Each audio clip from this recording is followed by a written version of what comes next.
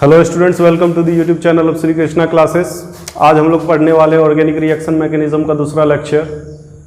पहले लेक्चर में हम लोग पढ़े थे फ्री रेडिकल सब्स्टिट्यूशन रिएक्शन। उसमें हम लोगों ने उसका फ्री रेडिकल सब्स्टिट्यूशन रिएक्शन का बहुत ही फेमस रिएक्शन हम लोग एग्जाम्पल में करके देखे थे, जिसमें था halogenation of alkene. Halogenation of alkene का पहला एग्जाम्पल हम लोग लिए थे, जिसमें हम लोग रिएक्शन मैकेनिज्म देखे थे और रिएक्शन का प्रोडक्ट देखे थे। जो रिएक्शन था वो था मीथेन और क्लोरीन का HMuLite के प्रेजेंस में रिएक्शन था, जो कि फ्री रेडिकल मैकेनिज्म से हुआ था। और उसका प्रोडक्ट जो बना था वो लोग हम लास्ट क्लास देखे थे हम लोग। आज हम लोग पढ़ने वाले हैं फ्री रेडिकल सब्स्टिट्यूशन रिएक्शन के ही, हैलोजिनेशन ऑफ एल्केन के ही दूसरे रिएक्शंस। हैलोजिनेशन ऑफ एल्केन में पहला रिएक्शन हम लोग देखे थे क्लोरीनेशन ऑफ मीथेन। आज हम लोग देखेंगे फ्लोरीनेशन ऑफ मीथेन और आयोडीनेशन ऑफ मीथेन, क्योंकि फ्लोरीन आयोडीन भी एक हैलोजन है। और रिएक्शन का नाम क्या था? Halogenation of alkene. तो हैलोजिनेशन ऑफ एल्केन में पहला रिएक्शन हम लोग देखे थे क्लोरीनेशन ऑफ मीथेन। आप लोगों को बता देना चाहता हूँ कि क्लोरीनेशन की तरह ही ब्रोमिनेशन भी होता है। क्लोरीनेशन की तरह ही ब्रोमिनेशन भी होता है एल्केन के साथ फ्री रेडिकल मैकेनिज्म में। फ़र्क कहाँ आता है? फ़र्क आता है फ्लोरीनेशन और आयोडीनेशन में। तो कहाँ फ़र्क आता है फ्लोरीनेशन और आयोडीनेशन में? वो रिएक्शन मैकेनिज्म जब अभी हम लोग सॉल्व करेंगे, रिएक्शन मैकेनिज्म जब पढ़ेंगे तो उसमें देखेंगे कि कहाँ फ़र्क आता है फ्लोरीनेशन और आयोडीनेशन में। तो पहला एग्जाम्पल आज का हम लोग लेते हैं फ्री रेडिकल सब्स्टिट्यूशन रिएक्शन का, हैलोजिनेशन ऑफ एल्केन का फ्लोरीनेशन ऑफ मीथेन। तो शुरू करते हैं फ्लोरीनेशन ऑफ मीथेन, जिसमें पहला एग्जाम्पल हम लोग का है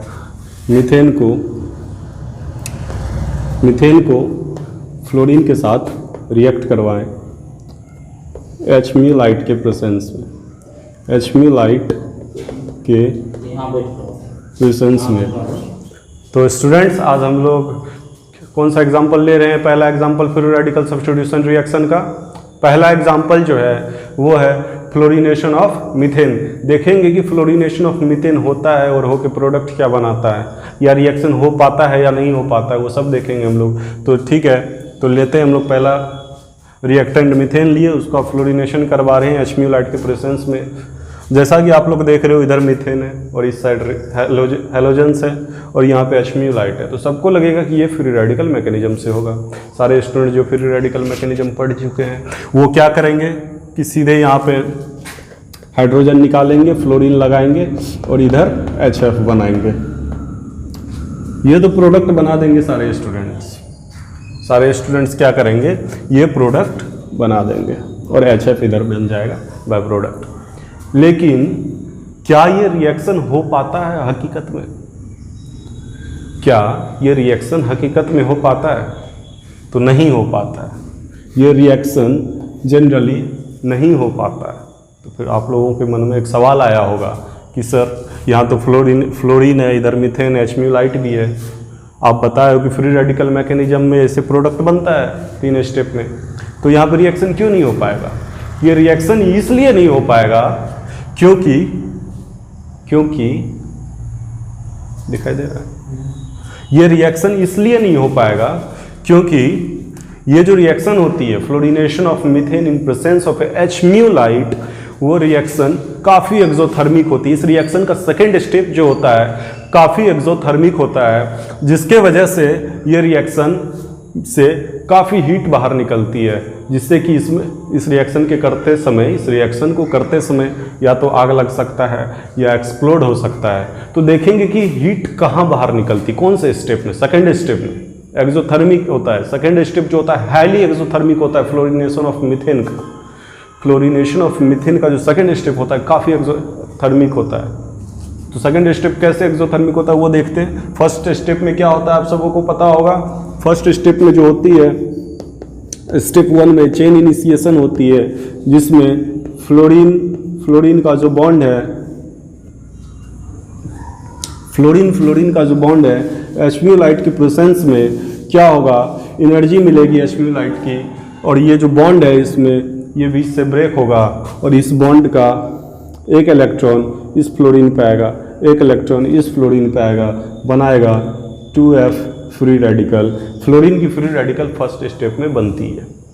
लास्ट क्लास में भी हम लोग देखे थे, इससे पिछला लेक्चर में भी, कि किस तरह वहाँ पे क्लोरीनेशन ऑफ मीथेन में क्लोरीन का फ्री रेडिकल बना था पहला स्टेप में। सेकेंड स्टेप में क्या होता है कि जो फ्री रेडिकल बनता है हैलोजन का, सेकेंड स्टेप में क्या होता है, हैलोजन का जो फ्री रेडिकल बनता है वो क्या करता है, एल्केन पे जाके अटैक करता है और एल्केन को बोलता है कि तुम अपना, एल्केन को बोलता है अपना हाइड्रोजन दो क्योंकि मैं काफ़ी अनस्टेबल हूँ। फ्लोरीन आएगा एल्केन के पास, that is methane, fluorine methane के पास आएगा फ्री रेडिकल लेके, अपना बोलेगा हाइड्रोजन को दो मुझे क्योंकि मैं काफ़ी अनस्टेबल हूँ, और यहाँ से हाइड्रोजन ले जाएगा। तो फ्री रेडिकल फ्लोरीन हाइड्रोजन के पास आएगा तो हाइड्रोजन का भी फ्री रेडिकल लेके जाएगा। बचा क्या, कार्बन का फ्री रेडिकल बचेगा। ये फ्लोरीन यहाँ से हाइड्रोजन का फ्री रेडिकल निकाल के जाएगा, बचा कार्बन का फ्री रेडिकल, मिथाइल का फ्री रेडिकल बचेगा, और इधर क्या निकलेगा, HF। ठीक है, फिर क्या करेगा ये मिथाइल, क्या करता है, ये स्टेप तो रिपीट होती रहती है फ्री रेडिकल सब्स्टिट्यूशन रिएक्शन में, कि अगर फ्लोरीन एक्सेस हो तो स्टेप रिपीट करता रहेगा। ये मिथाइल के पास फ्री रेडिकल है, और अगर फ्लोरीन एक्सेस हो तो ये मिथाइल जाएगा फ्लोरीन के पास, मिथाइल का फ्री रेडिकल फ्लोरीन के पास जाएगा। फ्लोरीन को बोलेगा देख तू पहले मेरा एक हाइड्रोजन ले गया था, अब तू अपना एक बॉन्ड मुझे दे दो। फ्री रेडिकल अपना बॉन्ड लेगा, उसका एक इलेक्ट्रॉन लेगा, माफ़ करना बॉन्ड नहीं, फ्लोरीन का एक इलेक्ट्रॉन लेगा फ्री रेडिकल से खुद को स्टेबल करने के लिए। तो ये क्या करेगा, CH3F, और फिर F का फ्री रेडिकल बनेगा। F का फ्री रेडिकल बनने के बाद फिर ये मीथेन के पास आएगा, मीथेन एक्सेस होगी तो फिर ये प्रोसेस रिपीट होगी, फिर ये बनेगा, फिर वापस मिथाइल फ्री रेडिकल क्या करेगा, फ्लोरीन के पास जाएगा। अगर फ्लोरीन एक्सेस होगी तो फिर फ्लोरीन से एक बॉन्ड लेगा, एक फ्लोरीन का आइटम लेगा और एक फ्लोरीन का फ्री रेडिकल बनेगा। तो ये प्रोसेस रिपीट करती रहती है। अगर कोई भी एक्सेस हो तो, फ्लोरीन एक्सेस हो तो रिपीट करेगी, ये भी एक्सेस हो तो रिपीट कर सकती है। ठीक है, तो जनरली होता क्या है कि ये जो स्टेप 1 होती है, क्या होती है, ये जो स्टेप 1 होती है फ्री रेडिकल सब्स्टिट्यूशन रिएक्शन में, स्टेप 1 जो होती है जिसको हम लोग चेन इनिशिएशन कहते हैं, वो स्टेप इंडोथर्मिक होती है। इंडोथर्मिक मतलब क्या होता है, इंडोथर्मिक मतलब होता है कि हीट एब्जॉर्ब करती है। हीट क्या करती है, एब्जॉर्ब करती है। फ्री रेडिकल सब्स्टिट्यूशन रिएक्शन का जो पहला स्टेप होता है जिसमें फ्लोरीन का या हैलोजन का फ्री रेडिकल बनता है, वो स्टेप इंडोथर्मिक होती है। अब काफी बच्चे सोच रहे हैं इंडोथर्मिक क्या होता है। इंडोथर्मिक होता है जिसमें हीट एब्जॉर्ब किया जाता है रिएक्शन के समय। क्या करता है, बाहर का हीट एब्जॉर्ब करता है। तो पहला स्टेप में क्या होता है, हीट ले रहा है बाहर का, HMu लाइट का हीट ले रहा है, हीट लेके बॉन्ड टूट रहा है, तो इंडोथर्मिक है। सेकेंड स्टेप में क्या होता है, बॉन्ड बनाता है, फ्लोरीन यहाँ से आएगा, HF बनाता है, और ये फिर CH3 का फ्री रेडिकल फ्लोरीन से फिर F लेता है एक, तो बॉन्ड बनता है। तो ये क्या होता है, एक्सोथर्मिक होता है। ये स्टेप क्या होता है, एक्सोथर्मिक होता है। एक्सोथर्मिक क्या होता है, जिसमें हीट रिलीज होता है। इंडोथर्मिक क्या होता है, जिसमें हीट एब्जॉर्ब होता है, और एक्सोथर्मिक हीट रिलीज होता है।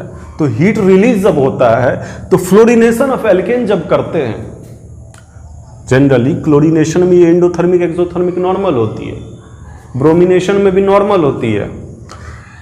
जैसा कि आप लोगों को लास्ट क्लास में मैंने क्लोरीनेशन ऑफ एल्किन मीथेन कराया था लास्ट लेक्चर में। जिन बच्चों ने नहीं देखा वो जाके Shri Krishna classes lecture number 1 organic chemistry search करेंगे ऑर्गेनिक रिएक्शन मैकेनिज्म का, तो उनको मिल जाएगा पहला लेक्चर ऑर्गेनिक रिएक्शन मैकेनिज्म का, जहाँ पे हम लोगों ने क्लोरीनेशन ऑफ मीथेन करा था। क्लोरीनेशन ऑफ मीथेन में जो ये इंडोथर्मिक एक्सोथर्मिक दोनों स्टेप होती है वो नॉर्मल होती है। पहले स्टेप में नॉर्मल इंडोथर्मिक होती है, सेकेंड स्टेप में एक नॉर्मल एक्सोथर्मिक होती है। ब्रोमीन भी क्लोरीनेशन की तरह ही ब्रोमिनेशन भी होता है। फर्क कहाँ आता है, फ्लोरीनेशन और आयोडीनेशन में। तो हम लोग आज पहला एग्जांपल फ्लोरीनेशन का लिए हैं, इसके बाद आयोडीनेशन करेंगे।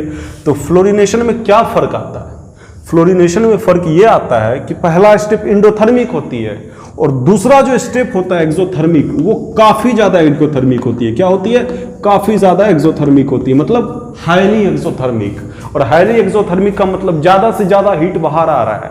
हाईली एक्सोथर्मिक का मतलब क्या होता है, ज्यादा से ज्यादा हीट बाहर आ रहा है। और जब ज्यादा हीट बाहर आएगा तो क्या होगा, आग लग सकता है, एक्सप्लोड कर सकता है। बम में क्या होता है, कोई भी एक्सप्लोसिव होती है उससे क्या होती है, हीट एनर्जी बाहर आती है, तो एक्सप्लोड करता है, आग लग सकता है।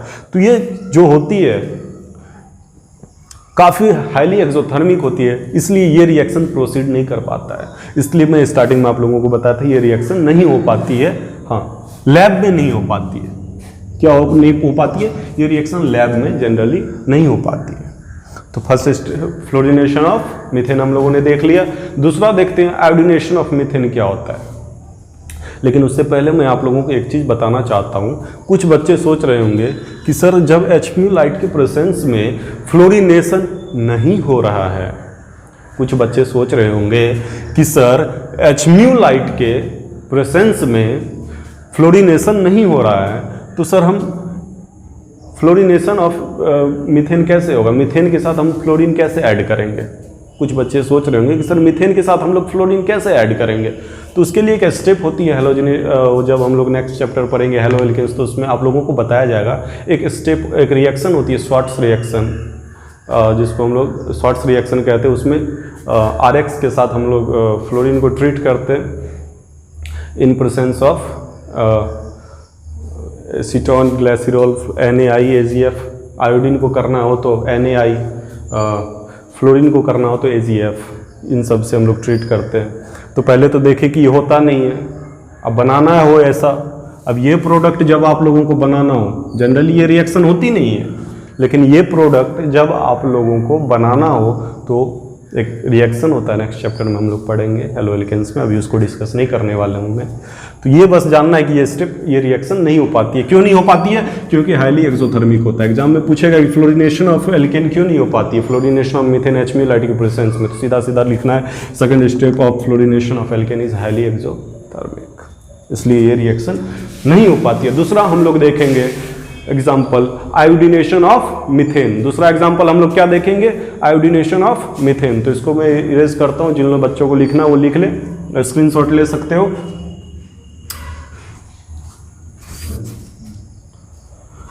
तो स्टूडेंट्स दूसरा एग्जाम्पल हम लोग ले रहे हैं हेलोजनेशन ऑफ एल्केन का। पहला एग्जाम्पल हम लोग देखें फ्लोरिनेशन ऑफ मीथेन, जो कि नहीं हो पाती है, काफ़ी एक्सोथर्मिक होती है।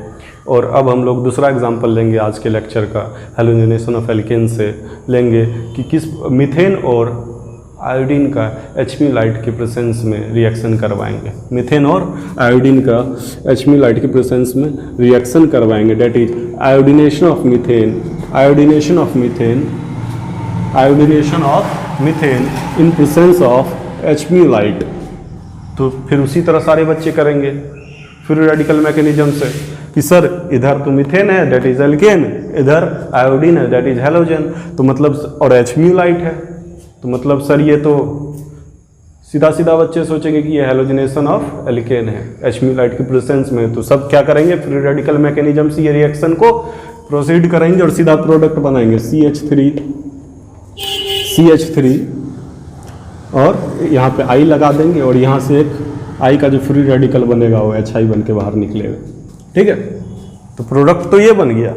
लेकिन यहाँ पे प्रॉब्लम क्या है, यहाँ पे क्या प्रॉब्लम है कि जो ये जो प्रोडक्ट बना वो तो ठीक है, लेकिन ये जो HI बना है ये क्या होता है, रिड्यूसिंग एजेंट होता है। क्या होता है, रिड्यूसिंग एजेंट। और रिड्यूसिंग एजेंट क्या होता है बच्चों, ऐसा रिएजेंट, रिड्यूसिंग एजेंट क्या होता है, ऐसा रिएजेंट जो कोई ऑक्सीडाइज्ड कंपाउंड को रिड्यूस कर दे या किसी भी कंपाउंड को रिड्यूस कर दे, उसको बोलते हैं रिड्यूसिंग एजेंट। ये रिड्यूसिंग एजेंट क्या करेगा, रिएक्शन तो हो जाएगा, इसमें फ्लोरीन की तरह एक्सोथर्मिक नहीं होता है कि इसमें बम फट जाएगा या आग लग जाएगा। ये रिएक्शन होगा, ये रिएक्शन होगा। अभी हम लोग मैकेनिज्म देखेंगे, फर्स्ट स्टेप सेकेंड स्टेप दोनों।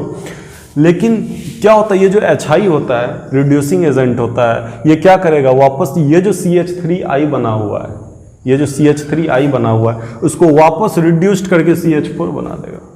मतलब जो प्रोडक्ट बना उसको रिड्यूस्ड करके फिर से रिएक्टेंट बना देगा। तो फिर तो मतलब ही क्या हुआ रिएक्शन का, प्रोडक्ट बना रहे हैं हम, वो क्या कर रहा है HI, उस प्रोडक्ट को फिर से रिएक्टेंट बना रहा है। ये तो यही मतलब हुआ ना।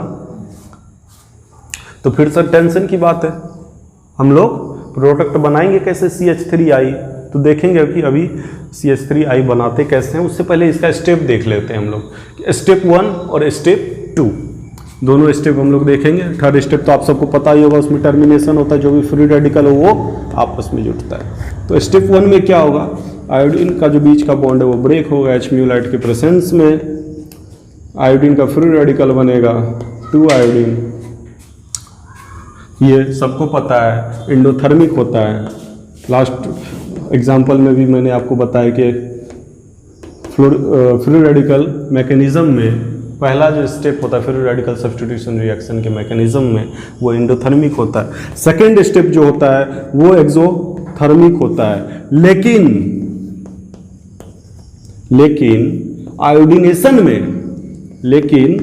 आयोडीनेशन में जो सेकेंड स्टेप होता है वो एंडोथर्मिक होता है। कैसे होता है अभी देखेंगे।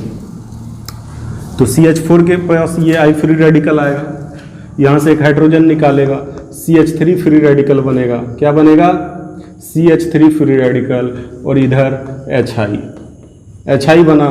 फिर ये CH3 फ्री रेडिकल अगर आयोडीन एक्सेस हो तो आयोडीन के पास जाएगा और आयोडीन को बोलेगा देख तू मेरा फ्री रेडिकल एक हाइड्रोजन ले गया, अब तू मेरे साथ अब बॉन्ड बना। तो ये CH3 क्या करेगा, आयोडीन के साथ बॉन्ड बनाएगा और फिर इधर आयोडीन का फ्री रेडिकल हो जाएगा। अब फिर आयोडीन के पास फ्री रेडिकल आएगा, फिर आयोडीन जाएगा मीथेन के पास। अगर मीथेन ज़्यादा हो तो मीथेन को बोलेगा कि हाइड्रोजन दो अपना, मैं काफ़ी अनस्टेबल हो, स्टेबल होना। तो ये स्टेप रिपीट होते रहता है जब तक अगर एक्सेस में हो ये हैलोजन या मीथेन, तो ये स्टेप रिपीट होता रहता है। और जैसा कि मैंने आपको बताया है कि फर्स्ट स्टेप एंडोथर्मिक होता है, एंडोथर्मिक मतलब हीट एब्जॉर्ब होता है, और सेकंड स्टेप एक्सोथर्मिक होता है फिर रेडिकल सब्स्टिट्यूशन रिएक्शन में। लेकिन आयोडीनेशन ऑफ एल्केन की जब बारी आती है, H म्यूलाइट के प्रेजेंस में, तो वहां पे सेकंड स्टेप जो होता है, सेकंड स्टेप भी एंडोथर्मिक होता है, सेकंड स्टेप भी एंडोथर्मिक होता है। ये भी याद करने की चीज है। तो उससे इसको ज़्यादा प्रॉब्लम नहीं होती है। आयोडीनेशन ऑफ ब्रोमीन में उस एंडोथर्मिक दोनों स्टेप होता है, उससे ज़्यादा प्रॉब्लम नहीं होती है। प्रॉब्लम होती है इस HI से। प्रॉब्लम किससे होती है, इस HI से। ये HI क्या है, रिड्यूसिंग एजेंट है। HI क्या है, रिड्यूसिंग एजेंट है। HI क्या है, रिड्यूसिंग एजेंट है। और ये रिड्यूसिंग एजेंट क्या करेगा, ये जो CH3I बना है, ये HI रिड्यूसिंग एजेंट है। ये क्या करेगा, CH3I जो बना है उसको रिड्यूस्ड करके CH4 बना देगा। तो फिर तो सर दिक्कत कि सर हम प्रोडक्ट बना रहे हैं मेहनत करके, HI क्या कर रहा है, प्रोडक्ट को फिर से रिएक्टेंट बना दे रहा है, तो दिक्कत की बात है। तो इसके लिए एक उपाय सोचा गया कि इसके मीडियम में हम लोग एक चीज़ यूज़ करते हैं, HiO3 और या HNO3, जो कि इसको ऑक्सीडाइज्ड कर देता है और ये रिएक्शन, ये प्रोडक्ट फाइनली बन जाता है। ठीक है, ये प्रोडक्ट फाइनली बन जाता है। तो इसका ये मीडियम काफ़ी इंपॉर्टेंट है आयोडीनेशन ऑफ एल्केन में, इसको याद रखना है। तो इसके बाद हम लोग देखेंगे अभी reactivity selectivity principle of free radical mechanism, free radical substitution reaction के रिएक्टिविटी सेलेक्टिविटी प्रिंसिपल्स को अभी पढ़ेंगे। हम लोगों ने 2 एग्जाम्पल करा है, तो पहला एग्जाम्पल आप लोग लिख लिए होंगे, दूसरा एग्जाम्पल जिन बच्चों को लिखना है वो लिख सकते हैं। आप स्क्रीनशॉट भी ले सकते हो। और आपको वीडियो पसंद आए तो चैनल को सब्सक्राइब करो और वीडियो को अपने दोस्तों के बीच में शेयर करें। तो आप इनको लिखें, स्क्रीनशॉट ले सकते हो आप लोग। तो स्टूडेंट्स, अभी हम लोगों ने 2 एग्जाम्पल करा है, फ्लोरिनेशन ऑफ मीथेन और आयोडीनेशन ऑफ मीथेन। पहला एग्जाम्पल जो कि था फ्लोरिनेशन ऑफ मीथेन, उसमें हम लोगों ने देखा कि फ्लोरिनेशन ऑफ मीथेन लैब में जनरली नहीं हो पाती है, क्योंकि वो उसका जो सेकंड स्टेप होता है काफ़ी एक्सोथर्मिक होता है, और काफ़ी एक्सोथर्मिक होने की वजह से उससे काफ़ी ज़्यादा हीट बाहर आती है, जिसकी वजह से वो इम्पॉसिबल है लैब में परफॉर्म करना, उस रिएक्शन को प्रोसीड करना। आयोडीनेशन ऑफ एल्केन में हम लोगों ने देखा, आयोडीनेशन ऑफ मीथेन का एग्जाम्पल लिया हम लोगों ने, वो प्रोसीड हो पाती है। लेकिन HI जो फॉर्म हो जाता है, जो कि एक रिड्यूसिंग एजेंट है, वो HI क्या करता है, वापस से CH3I जो बनती है उसको रिड्यूस करके CH4 बना देता है। तो वो HI के रिड्यूसिंग एजेंट वाली बिहेवियर को कैंसिल करने के लिए हम लोग HiO3 और HNO3 यूज़ करते हैं, इन दोनों में से कोई एक चीज़। तो यहाँ तक हम लोगों ने पढ़ लिया। हाइड्रोजनेशन ऑफ एल्केन का कुछ एग्जाम्पल करेंगे। वहाँ पे एग्जाम्पल करने से पहले हम लोग एक चीज़ देखेंगे, वो reactivity of order of halogens toward free radical substitution reaction में हम लोग देखेंगे कि क्या होता है रिएक्टिविटी ऑर्डर। तो बच्चों अभी हम लोग पढ़ने वाले हैं रिएक्टिविटी ऑर्डर किसका, हैलोजन का। रिएक्टिविटी ऑर्डर ऑफ हैलोजन हम लोग क्या पढ़ने वाले हैं, रिएक्टिविटी ऑर्डर ऑफ हैलोजेंस। तो बच्चों मैं आप लोगों को बता दूं कि सबसे ज़्यादा रिएक्टिव जो होता है, तो जितने भी हैलोजेंस होते हैं, चार तरह के हैलोजेंस होते हैं, फ्लोरीन, क्लोरीन, ब्रोमीन, आयोडीन, उन सब में सबसे ज़्यादा रिएक्टिव जो होता है वो क्या होता है, फ्लोरीन होता है। सबसे ज़्यादा रिएक्टिव क्या होता है, फ्लोरीन, उसके बाद क्लोरीन, उसके बाद ब्रोमीन, उसके बाद आयोडीन। सबसे ज़्यादा रिएक्टिव फ्लोरीन होता है, फिर क्लोरीन, फिर ब्रोमीन, फिर आयोडीन। तो सर सबसे ज़्यादा रिएक्टिव फ्लोरीन होता है, इसका मतलब क्या है? इसका मतलब ये है कि जब रिएक्शन होगी तो फ्लोरीन इतना रिएक्टिव होता है कि वो स्टेबिलिटी भी नहीं देखता है कि उसको सबसे ज़्यादा स्टेबिलिटी कहाँ मिलती है। फ्लोरीन इतना रिएक्टिव होता है कि ये स्टेबिलिटी भी नहीं ढूंढ पाता है, सीधा अटैक कर देता है। फ्लोरीन इतना रिएक्टिव होता है कि ये अपना स्टेबिलिटी भी नहीं देखता कि मुझे स्टेबिलिटी कहाँ मिलेगी, ये सीधा जाता है किसी कंपाउंड के पास, मान लो मीथेन, एल्केन, किसी भी कंपाउंड मतलब कोई भी एल्केन के पास जाता है और सीधा उसके बाहर वाले हाइड्रोजन पे ही अटैक करता है। वो अभी देखेंगे एग्जांपल में कैसे अटैक करता है। तो ये फ्लोरीन मोस्ट रिएक्टिव होती है, फ्लोरीन मोस्ट रिएक्टिव होती है, और ये ब्रोमीन आयोडीन जो होती है ये लेस रिएक्टिव होती है। क्या होती है, less reactive. Fluorine most reactive होती है, ब्रोमीन आयोडीन लेस रिएक्टिव होती है, और क्लोरीन जो होता है कंफ्यूज रहता है कि इसको रिएक्टिव होना है या सेलेक्टिव होना है। तो अभी हम लोग एग्जांपल करेंगे तो उसमें देखेंगे इसका मतलब क्या होता है, वहाँ पे अच्छे से समझ में आएगा। तो पहला एग्जांपल हम लोग लेते हैं, फर्स्ट एग्जांपल हम लोग क्लोरीनेशन ऑफ प्रोपेन करते हैं। CH3 CH2 CH3, इसको Cl2 से ट्रीट कर रहे हैं HMu लाइट की प्रेजेंस में।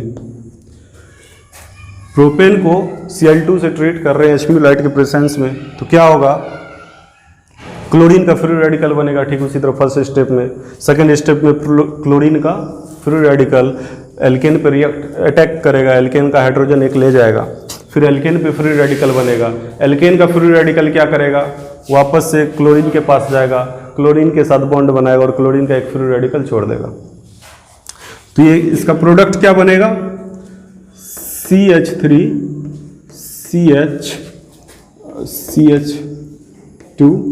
CH2 यहाँ पे एक Cl लग जाएगा, या नहीं तो CH3 CH CH3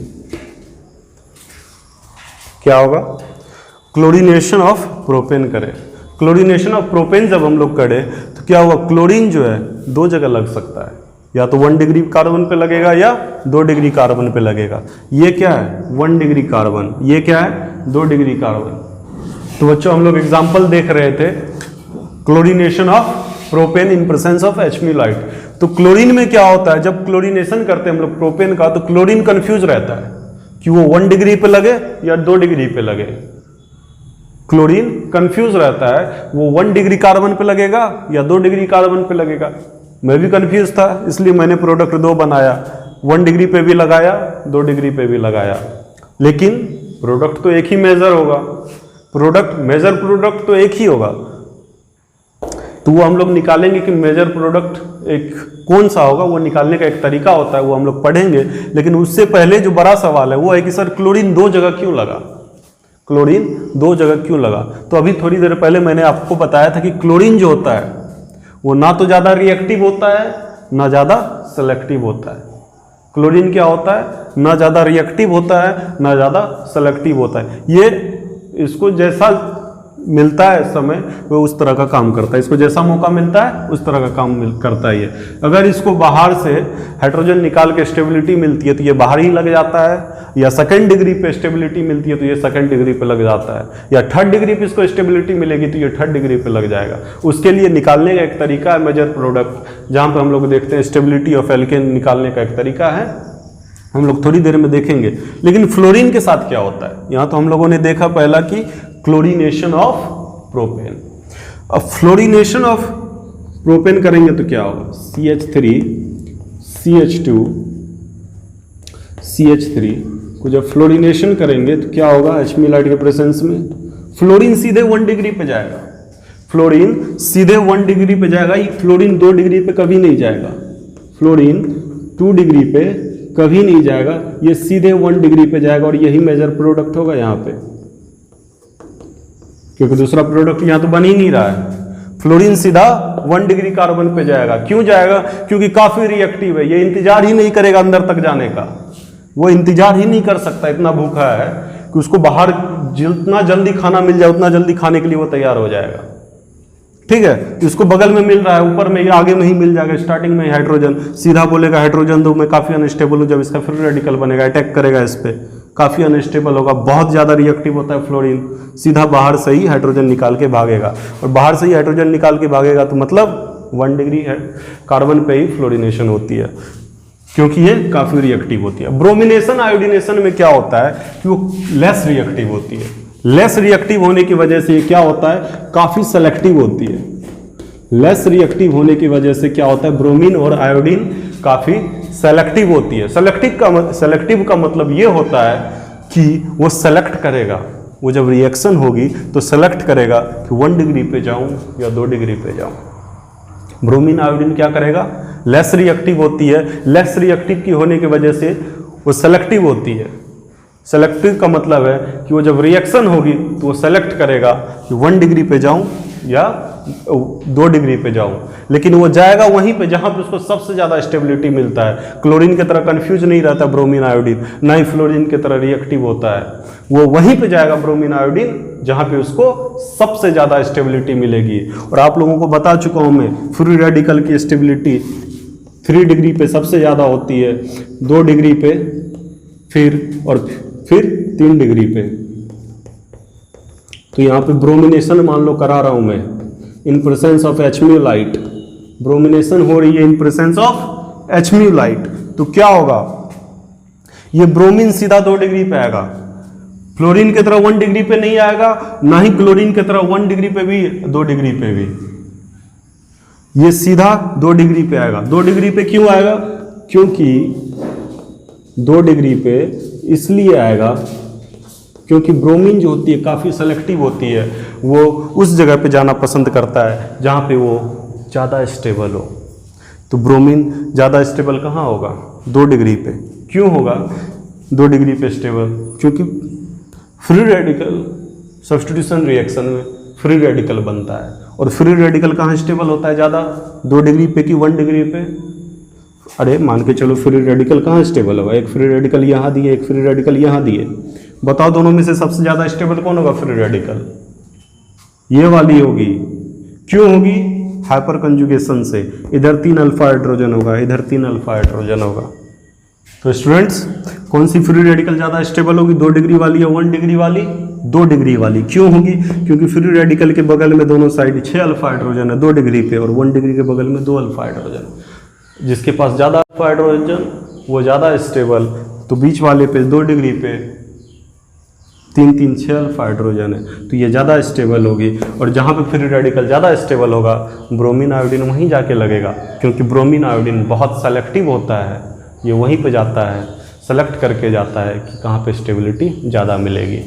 फ्लोरीन क्या होता है, वेरी रिएक्टिव होता है, बहुत भूखा होता है, उसको जहाँ पे हाइड्रोजन मिल जाए वहीं पे अटैक करता है, ऊपर से ये अटैक करता है, अंदर जाने का उसके पास टाइम ही नहीं है, इतना रिएक्टिव होता है, ये अंदर तक नहीं जाएगा कभी नहीं। फ्लोरीन 1 डिग्री से हाइड्रोजन लेगा, अपना HF बनाता है।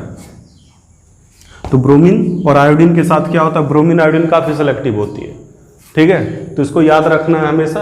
और कुछ एग्जाम्पल हम लोग करते हैं। ब्रोमीन आयोडीन में तो आप लोगों को कभी कोई प्रॉब्लम होगी नहीं, क्योंकि वो हमेशा वहाँ पे जाएगा जहाँ पे फ्री रेडिकल ज़्यादा स्टेबल होगा। ब्रोमीन आयोडीन हमेशा वहाँ पे जाएगा जहाँ पे फ्री रेडिकल ज़्यादा स्टेबल होगा। और फ्लोरीन वहाँ पे जाएगा 1 डिग्री पे, सबसे पहले 1 डिग्री पे जाएगा, क्योंकि उसको जो जल्दी मिल जाए, जो हाइड्रोजन जल्दी मिलेगा, तो 1 डिग्री पे जल्दी मिलेगा, फिर 2 डिग्री पे, फिर 3 डिग्री पे। तो फ्लोरीन के लिए रिएक्टिविटी ऑर्डर क्या होती है? फ्लोरीन सबसे पहले 1 डिग्री पे जाता है, फिर 2 डिग्री पे, फिर 3 डिग्री पे। ब्रोमीन आयोडीन क्या करता है? पहले 3 डिग्री पे फ्री रेडिकल, 3 डिग्री वाले फ्री रेडिकल पे जाएगा, फिर 2 डिग्री पे, फिर 1 डिग्री पे। बचा कौन? फ्लोरीन सबसे पहले 1 डिग्री पे जाना पसंद करेगा, फिर 2 डिग्री पे, फिर 3 डिग्री पे, क्योंकि काफ़ी रिएक्टिव होता है, अंदर तक जाना इनको पसंद नहीं है, ज़्यादा मेहनत करना नहीं चाहेगा, जल्दी से इनको जो हाइड्रोजन मिले वहाँ से वो हाइड्रोजन खाएगा। ब्रोमीन आयोडीन काफ़ी सेलेक्टिव होती है, मतलब लिस्ट रिएक्टिव होती है, तो ये वहीं जाएगा जहाँ पे ज़्यादा फ्री रेडिकल स्टेबल हो। फ्री रेडिकल यहाँ पे 2 डिग्री पे स्टेबल था, तो ब्रोमीन आयोडीन यहीं पे लगेगा। ब्रोमीन 2 डिग्री पे लगा, आयोडीन होता ब्रोमीन की जगह, तो वो भी 2 डिग्री पे लगता। बचा कौन सा? क्लोरीन। मैंने आपको स्टार्टिंग में बताया था कि क्लोरीन कन्फ्यूज रहता है, वो तो ना तो ज़्यादा रिएक्टिव होता है ना ज़्यादा सेलेक्टिव होता है। वो जब रिएक्शन कर रहा होता है तो वो सोचता है मैं 1 डिग्री पे जाऊँगा या 2 डिग्री पे जाऊँगा, तो वो क्या करता है? दोनों पे जाता है, दोनों पे जाता है। अब निकालने वाले पे डिपेंड करता है, जो प्रोडक्ट बनाया है वो देखता है कि कौन सा ज़्यादा बना है। इसको देखने का 2 तरीका, लैब में बना रहे तो वहाँ पे देख लो, अमाउंट भी इसका थ्योरेटिकली बना रहे हो तो इसका एक तरीका होता है बनाने का कि कौन सा ज़्यादा स्टेबल होगा, 1 डिग्री या 2 डिग्री। तो वो अभी हम लोग देखेंगे रिएक्टिविटी ऑर्डर ऑफ क्लोरीन। तो जो बच्चों ने इनको लिख लिया है वो लिख ले, स्क्रीनशॉट आप लोग ले सकते हो। तो अभी हम लोग देखेंगे selective ratio of chlorine. Selective ratio of chlorine क्यों देखते हैं कि एक एग्जाम्पल हम लोगों ने लास्ट अभी हम लोगों ने थोड़ी देर पहले किया था, CH3 CH2 CH3 का क्लोरीन के साथ ट्रीट करवाए थे HP राइट के प्रेजेंस में। क्लोरीन कंफ्यूज था 1 डिग्री पे जाए या 2 डिग्री पे, इसलिए क्या किया, ये दोनों जगह लग गया। और वो निकालने वाले पे डिपेंड करता है, निकालो कि मेजर प्रोडक्ट कौन सा होगा।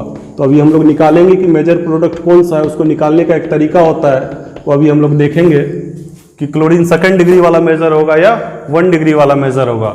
और इसको निकालने के लिए सबसे पहले हम लोग देखते हैं, इसका एक तरीका होता है, वो आता है selectivity ratio of chlorine.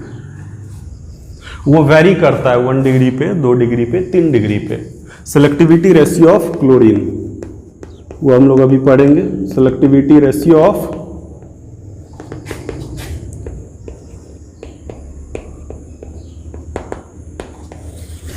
Selectivity ratio of chlorine, ये वेरी करता है 1 डिग्री वाले हाइड्रोजन पे, 2 डिग्री वाले हाइड्रोजन पे और 3 डिग्री वाले हाइड्रोजन पे। कैसे वेरी करता है वो अभी हम लोग देखते हैं। ये इसका सेलेक्टिव रेशियो है।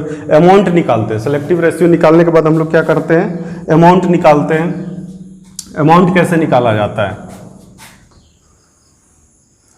कि मान लो ये 2 डिग्री कार्बन पे लगा हुआ है, ये क्लोरीन कहाँ लगा हुआ है? 2 डिग्री कार्बन पे। तो amount of 2 degree, amount of 2 degree क्या होगा? कितना हाइड्रोजन है? 1। 2 डिग्री का रेशियो कितना है? 3.8। 1 हाइड्रोजन को 3.8 से इंटू करेंगे, कितना होगा? 3.8। 2 डिग्री यहाँ से देखते हैं, यहाँ से 2 है तो ये 7.6 होगा। और अमाउंट ऑफ 1 डिग्री देखेंगे तो अमाउंट ऑफ 1 डिग्री कितना है? 3 3 6 हाइड्रोकार्बन है 1 डिग्री पे, तो 6 × 1। सेलेक्टिव रेशियो 1 डिग्री का कितना हुआ? Selective ratio of 1 degree CH1 1। Selectivity ratio of 2 degree 3.8। तो 2 डिग्री वाले का अमाउंट निकालने के लिए 2 डिग्री वाले का टोटल हाइड्रोजन को 2 डिग्री के रेशियो से इंटू करते हैं। तो 2 डिग्री पे टोटल हाइड्रोजन 2, उसको 2 के रेशियो मतलब 2 डिग्री का रेशियो 3.8 से इंटू करेंगे, कितना आया? 7.6। ठीक उसी प्रकार 1 डिग्री के अमाउंट का, ठीक उसी प्रकार 1 डिग्री वाले टोटल हाइड्रोजन की काउंट, जितने हाइड्रोजन है उसको 1 डिग्री के रेशियो से इंटू करेंगे। तो 6 × 1 कितना होगा? 6। किसका अमाउंट ज़्यादा होगा? परसेंट निकालेंगे तो 2 डिग्री का परसेंट ज़्यादा होगा। परसेंट अमाउंट ऑफ 2 डिग्री ज़्यादा आ रहा है, तो परसेंट यील्ड ऑफ 2 डिग्री निकालेंगे हम लोग। Percent yield of 2 degree, percent yield of 1 degree, मतलब कितने परसेंट प्रोडक्ट बनेंगे। तो परसेंट यील्ड ऑफ 2 डिग्री क्या होगा, 7.6 अपॉन टोटल, मतलब 13.6 into 100। Percent yield of 1 degree कितना होगा, 6 अपॉन 13.6 इंटू 100। आप इसको सॉल्व करोगे तो परसेंट यील्ड ऑफ 2 डिग्री ज़्यादा निकलेगा। इस वजह से जिसका परसेंट यील्ड ज़्यादा निकलता है वो मेजर प्रोडक्ट होता है, मतलब उसकी स्टेबिलिटी ज़्यादा होती है। यहाँ पे परसेंट यील्ड 2 डिग्री का ज़्यादा है, सॉल्व करोगे तो ज़्यादा निकलेगा आप लोगों को, तो 2 डिग्री वाले मेजर प्रोडक्ट होंगे और ये माइनर प्रोडक्ट होंगे। ठीक है, इसी तरह का बाकी क्वेश्चन भी हम लोग करते हैं। एक एग्जांपल और ले लेते हैं, एक अच्छा सा एग्जांपल, बस हो जाएगा। उसके बाद एक बहुत अच्छा क्वेश्चन, पहला क्वेश्चन था रिएक्टिविटी सेलेक्टिविटी का, दूसरा क्वेश्चन है CH3, काफ़ी अच्छा क्वेश्चन है ये। CH3H, इसका क्लोरीनेशन करवा रहे हैं इन प्रेजेंस ऑफ HMuLite। आप लोग बताओ मुझे कि ज़्यादा स्टेबल प्रोडक्ट कौन सा होगा, मेजर प्रोडक्ट कौन सा होगा। 2 प्रोडक्ट इसका बनेगा, या तो CH3CCl,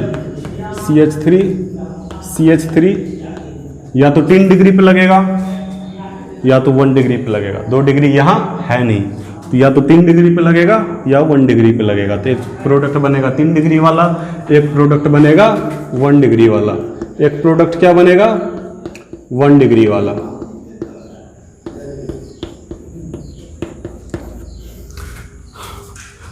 वन डिग्री है, 3 डिग्री है, 2 डिग्री है नहीं, तो 2 ही प्रोडक्ट बनेगा, एक 3 डिग्री वाला, एक 1 डिग्री वाला। अब देखेंगे कि मेजर प्रोडक्ट कौन सा है। तो मेजर प्रोडक्ट निकालने का तरीका है selective ratio of 1 degree, 2 degree, 3 degree करके। तो यहाँ पे 1 डिग्री का सेलेक्टिव रेशियो निकालेंगे, अमाउंट निकालेंगे सेलेक्टिव रेशियो की मदद से। Amount of 1 degree hydrogen, 1 degree hydrogen, 1 degree का कितना हाइड्रोजन है, 3 3 6 3 9, 9 इंटू 1 करेंगे, कितना होगा 9। और यहाँ पे अमाउंट ऑफ 3 डिग्री हाइड्रोजन, कितना है 3 डिग्री हाइड्रोजन, 1 इंटू 5, यही थी ना रेशियो। तो ये कितना आएगा 5। परसेंट यील्ड निकालेंगे अमाउंट निकालने के बाद। तो परसेंट यील्ड ऑफ 1 डिग्री कितना होगा, 9 है, 9 by total that is 14 into 100। और फिर उसके बाद निकालेंगे हम लोग percent yield of 2 degree that is 5 by total that is 5 upon 14 into 100। तो परसेंट यील्ड जब निकालेंगे तो हम लोग देखेंगे 1 डिग्री का परसेंट यील्ड ज़्यादा है। 1 डिग्री का परसेंट यील्ड ज़्यादा है, मतलब 1 डिग्री का ज़्यादा स्टेबल है, और जो ज़्यादा स्टेबल होता है वो मेजर प्रोडक्ट होता है, और जो कम स्टेबल होता है वो माइनर प्रोडक्ट होता है। मेजर माइनर बस क्लोरीनेशन के केस में बनता है। फ्लोरीनेशन के केस में 1 डिग्री पे सीधा फ्लोरीन लगेगा, फिर 2 डिग्री पे, फिर 3 डिग्री पे। लेकिन ब्रोमीन आयोडीन काफ़ी सेलेक्टिव होता है, तो वो 1 डिग्री पे लगेगा। ब्रोमीन आयोडीन काफ़ी सेलेक्टिव होता है, तो वो वहाँ जाएगा जहाँ पे फ्री रेडिकल सबसे ज़्यादा सेलेक्टिव हो। फ्री रेडिकल कहाँ सबसे ज़्यादा सेलेक्टिव होता है, सबसे पहले 3 डिग्री पे, फिर 2 डिग्री पे, फिर 1 डिग्री पे। अभी हम लोगों ने 2 एग्जाम्पल करा। आई होप कि आप लोगों को समझ में आया होगा ये वीडियो और अच्छा भी लगा होगा। तो जिन बच्चों को ये वीडियो समझ में आया और अच्छा लगा वो इस चैनल को सबसे पहले सब्सक्राइब करें, और इसी तरह के वीडियोस देखने के लिए चैनल को सब्सक्राइब करना ज़रूरी है। और आपको पसंद आया तो इसको लाइक करें, शेयर करें अपने दोस्तों के बीच में, ताकि उन तक भी ये वीडियो पहुंच सके। बहुत बहुत धन्यवाद।